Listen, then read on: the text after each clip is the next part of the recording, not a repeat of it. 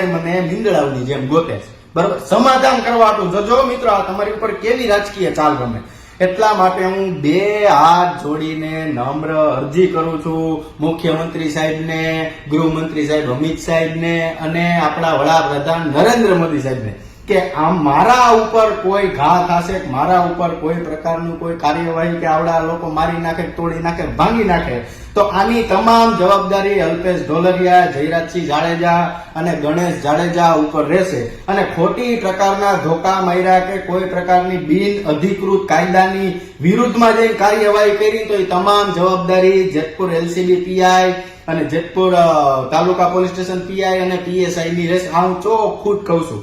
મારા ઉપર લીગલી કોઈ ગુનો દાખલ થતો હોય, લીગલી કોઈ કાર્યવાહી કરવાની હોય તો એમાં કરવાની અમે છૂટ આપીએ છીએ.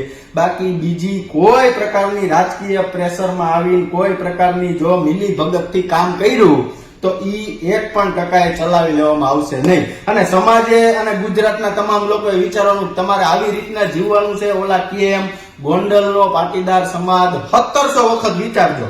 આજ મારો વારો છે, આજ હું બોલ્યો છું એટલે મારી સામે બધા આવ્યા છે. કાલ સવારે તમારા દીકરાને આવી તકલીફ પડશે ને તેથી કોઈ ભેગું આવશે નહીં. આ છેલ્લો ને પહેલો મોકો છે.